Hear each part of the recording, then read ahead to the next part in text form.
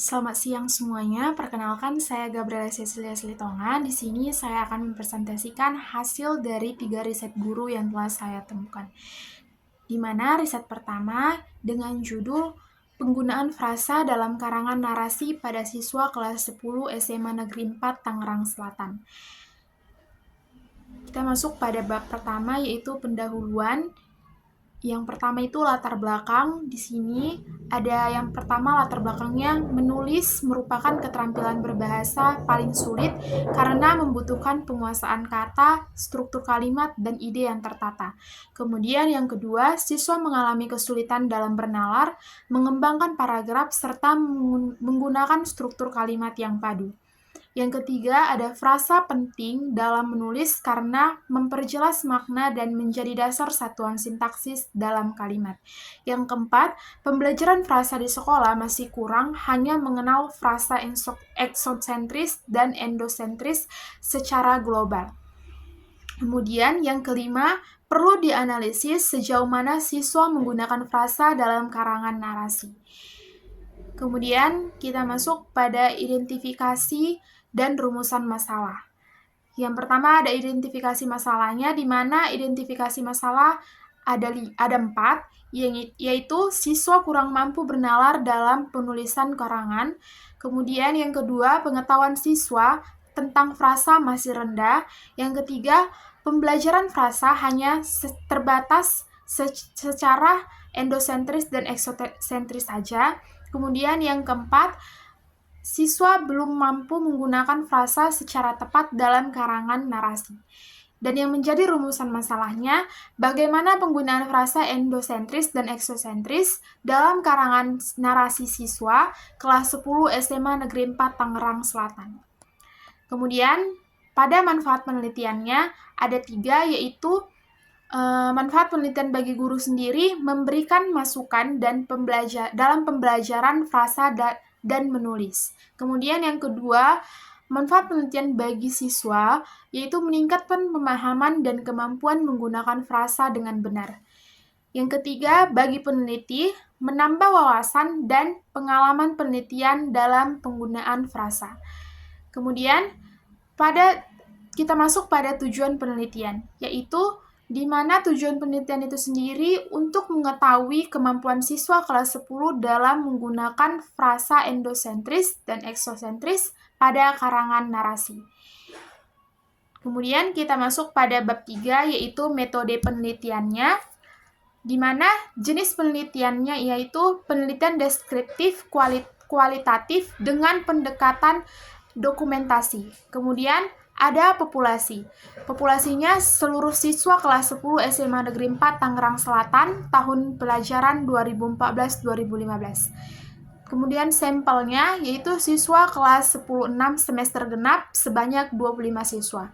Dan datanya yaitu karangan narasi siswa yang mengandung frasa endosentris dan eksosentris. Kemudian ada teknik pengumpulan data dan analisis data. Untuk pengumpulan datanya itu, yaitu yang pertama memberikan tugas menulis karangan narasi dengan tema tertentu. Kemudian yang kedua, mengumpulkan 25 karangan dari siswanya.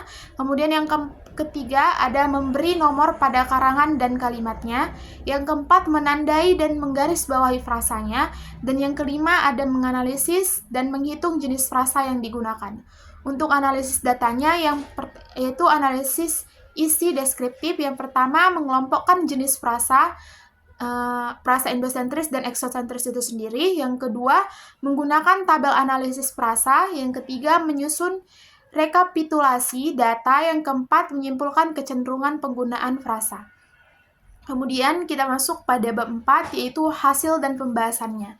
Hasil dari penelitian itu yaitu total frasa ditemukan 738, frasa endosentrisnya ada 443, frasa eksosentrisnya ada 295. Untuk pembahasannya yaitu frasa endosentris lebih banyak digunakan karena berfungsi sebagai subjek, predikat, objek, dan keterangan dalam kalimat. Frasa eksosentris hanya berfungsi sebagai keterangan atau preposisi sehingga lebih jarang digunakan. Kemudian yang kedua itu ada siswa sudah cukup mampu menggunakan frasa dengan baik. perlu peningkatan pemahaman jenis-jenis frasa agar siswa dapat menulis narasi yang lebih efektif dan bervariasi. Kemudian berikut beberapa lampiran dari riset pertama yang saya dapatkan.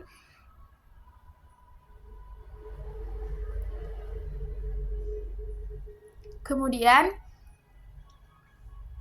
kita masuk pada riset yang kedua, yaitu dengan judul Frasa Adjektiva dalam Bahasa Tidung Studi Kasus di Desa Salimbatu. Untuk latar belakangnya, yang pertama, Indonesia memiliki keragaman bahasa daerah, salah satunya bahasa Tidung. Yang kedua, bahasa Tidung digunakan oleh masyarakat di Kalimantan Timur, Kalimantan Utara, dan Sabah ataupun Malaysia. Yang ketiga, frasa adjektiva penting dalam struktur bahasa untuk menjelaskan nomina. Yang keempat, penutur bahasa Tidung cenderung menggabungkan struktur bahasa Indonesia ke dalam tuturan Tidung dan menimbulkan keracunan struktur. Yang kelima, penelitian difokuskan pada jenis dan perilaku frasa adjektiva dalam bahasa Tidung di Desa Salimbatu. Adapun rumusan dan batasan masalahnya. Yang menjadi batasan masalahnya yaitu pertama, penelitian dibatasi pada penggunaan bahasa Tidung di Desa Salimbatu. Yang kedua, fokus pada jenis dan perilaku frasa adjektiva saja. Dan yang menjadi rumusannya, yang pertama itu bagaimana jenis-jenis frasa adjektiva dalam bahasa Tidung, dan yang kedua, bagaimana perilaku frasa adjektiva dalam bahasa Tidung.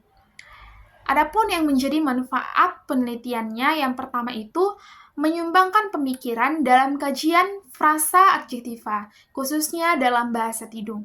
Kemudian yang kedua, menambah wawasan dalam bidang sintaksis, terutama terkait penggunaan frasa adjektiva.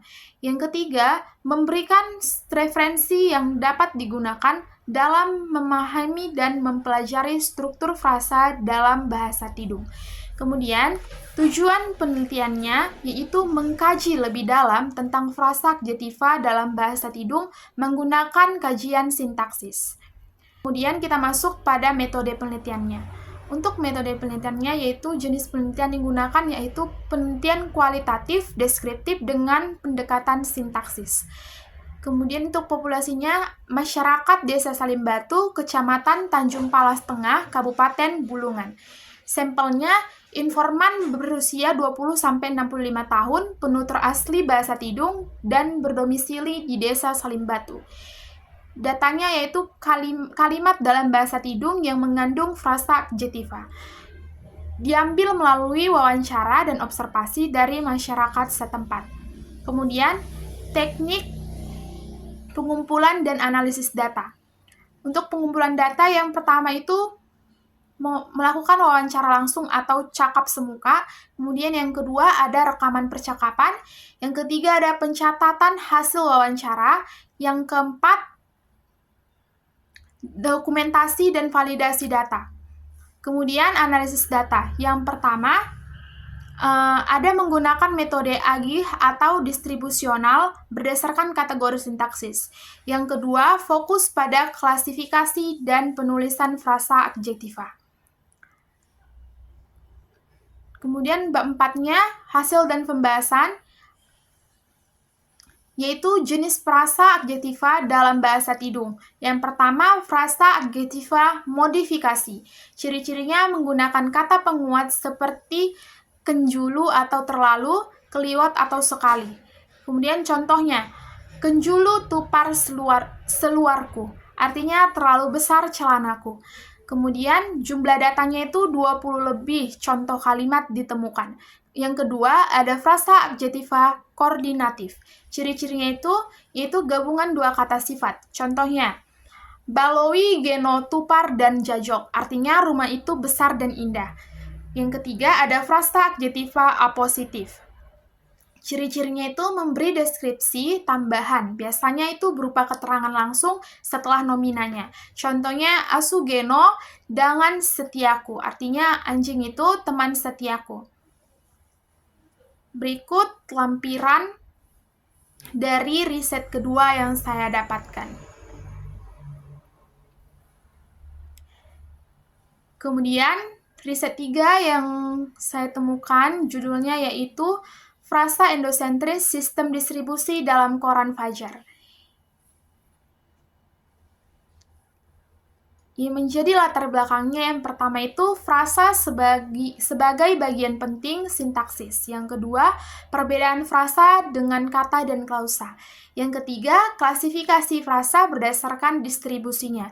Yang keempat, frasa endosentris sering digunakan dalam teks berita.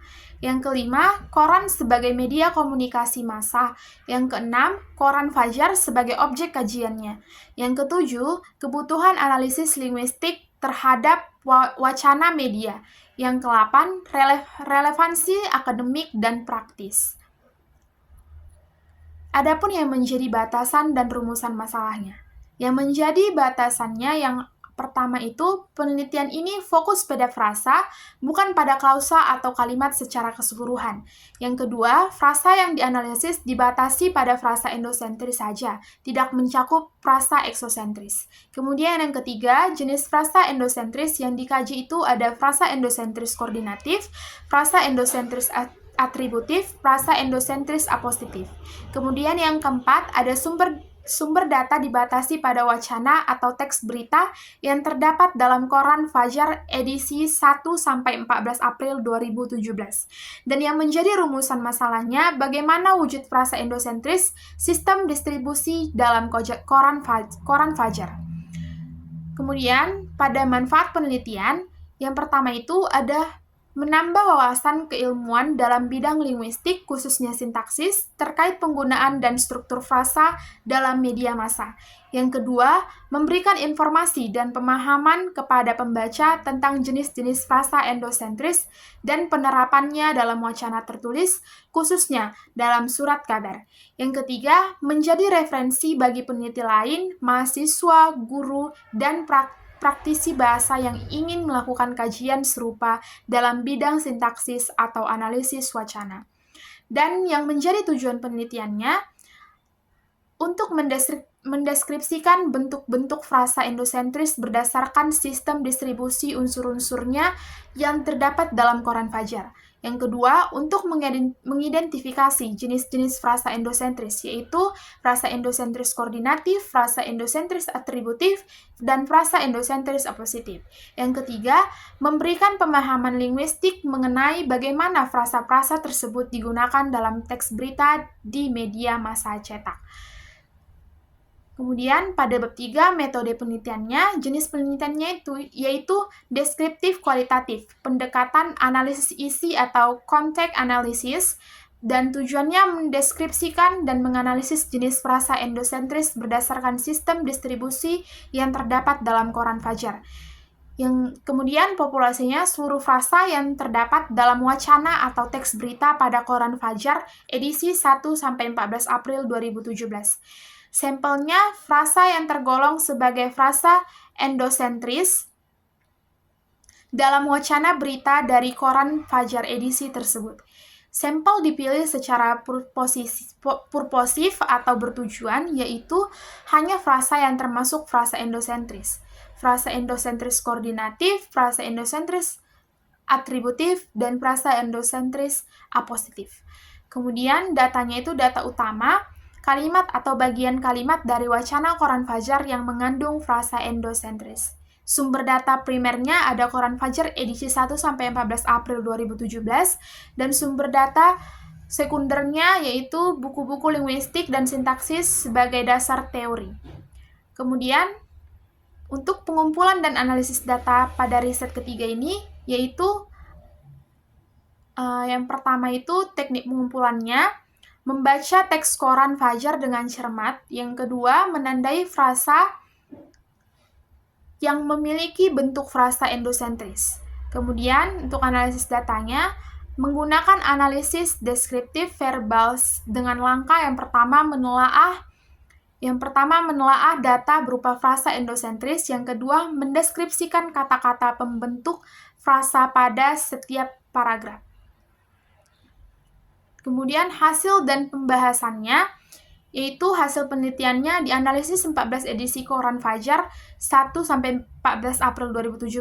Hasil temuannya 29 frasa endosentris koordinatif, 54 frasa endosentris atributif, dan 22 frasa endosentris apositif.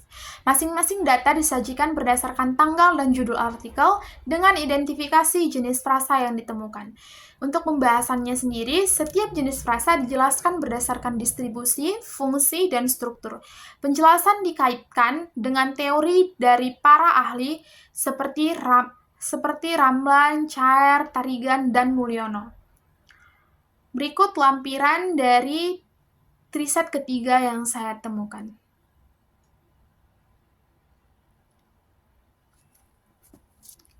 Kemudian, penyebab permasalahan dari ketiga riset. Dari riset pertama yang berjudul Penggunaan Frasa dalam Karangan Narasi pada Siswa Kelas 10 SMA Negeri 4 Tangerang Selatan. Yang pertama, siswa kesulitan menulis karangan narasi karena kurang memahami penggunaan frasa. Yang kedua, kurangnya pengajaran dan pemahaman tentang jenis-jenis pembelajaran bahasa Indonesia. Kemudian yang ketiga, frasa sebagai unsur penting dalam kalimat belum diajarkan secara mendalam di sekolah. Kemudian yang keempat, siswa sering membuat kalimat yang tidak efektif akibat tidak menguasai struktur frasa. Kemudian untuk riset kedua, penyebab permasalahan dari riset kedua dengan judul Frasa Adjektiva dalam Bahasa Tidung Studi Kasus di Desa Salimbatu. Yang pertama, terjadi percampuran struktur bahasa Indonesia ke dalam tuturan bahasa Tidung yang menyebabkan keracuan dalam frasa. Kemudian yang kedua, belum ada penelitian mendalam mengenai struktur frasa adjektiva dalam bahasa Tidung. Yang ketiga, penutur asli Tidung tidak menyadari adanya pergeseran struktur bahasa akibat pengaruh luar. Yang keempat, kurangnya dokumentasi dan kajian linguistik terhadap bahasa Tidung, khususnya pada aspek sintaksis. Kemudian, yang menjadi penyebab permasalahan dalam riset ketiga yang saya dapatkan dengan judul Frasa Endosentris dan Sistem Distribusi dalam Koran Fajar.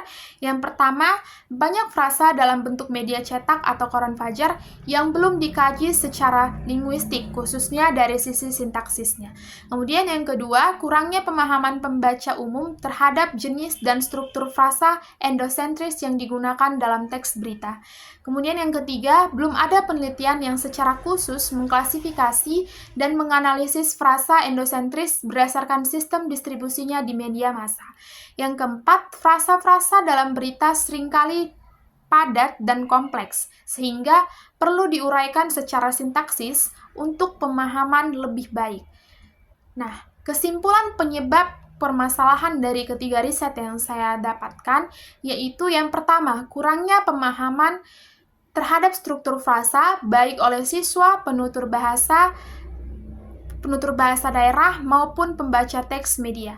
Kemudian yang kedua, minimnya pembelajaran dan pengajaran eksplisit tentang jenis-jenis frasa, terutama dalam konteks pendidikan formal maupun penggunaan sehari-hari. Yang ketiga, pengaruh bahasa lain atau seperti bahasa Indonesia terhadap bahasa Tidung yang menyebabkan pencampuran struktur dan mengaburkan bentuk asli frasa. Kemudian yang keempat, keterbatasan penelitian sebelumnya, terutama dalam mengkaji frasa dari aspek sintaksis secara mendalam di lingkungan pendidikan dan masyarakat. Kemudian yang kelima, ketidaksadaran pengguna bahasa dalam menggunakan struktur frasa secara tepat, baik dalam karangan siswa, percakapan masyarakat daerah, maupun teks berita. Nah, solusi yang saya dapatkan untuk penyebab permasalahan dari ketiga riset yang pertama itu meningkatkan pembelajaran sintaksis secara sistematis di sekolah. Yang kedua, mengembangkan media ajar berbasis kontekstual dan lokal. Yang ketiga, melakukan pelatihan penulisan efektif bagi siswa dan guru. Yang keempat, mengadakan dokumentasi dan kajian yang lebih lanjut terhadap bahasa daerah. Kemudian yang kelima, meningkatkan literasi linguistik masyarakat dan siswa, mendorong penelitian dan memahami dan mahasiswa mendorong peneliti dan mahasiswa untuk mengangkat topik sintaksis. Kemudian kita masuk pada kesimpulan dari 3 riset yang saya dapatkan, yaitu permasalahan utama dalam ketiga riset terletak pada rendahnya pemahaman dan penggunaan frasa yang tepat dalam berbagai konteks bahasa, baik dalam tulisan siswa, bahasa daerah, maupun teks media massa. Faktor-faktor penyebab meliputi karangnya pengajaran sintaksis yang mendalam, pengaruh bahasa lain terhadap struktur bahasa asli, dan minimnya kajian linguistik terhadap bahasa lokal. Untuk mengatasi hal tersebut, diperlukan solusi strategis berupa peningkatan kualitas pembelajaran sintaksis di sekolah, pengembangan bahan ajar kontekstual berbasis teks otentik, pelatihan kebahasaan bagi siswa dan guru, serta dukungan terhadap penelitian bahasa daerah guna menjaga struktur asli dan fungsi sintaksis yang benar.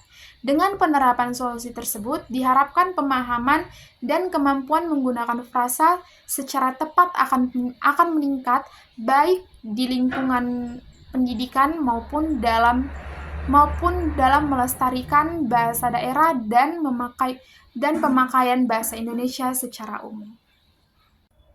Baiklah teman-teman, demikianlah presentasi saya mengenai analisis 3 riset guru yang telah saya dapatkan. Mohon maaf jika ada kesalahan kata yang saya ucapkan. Saya mengucapkan terima kasih.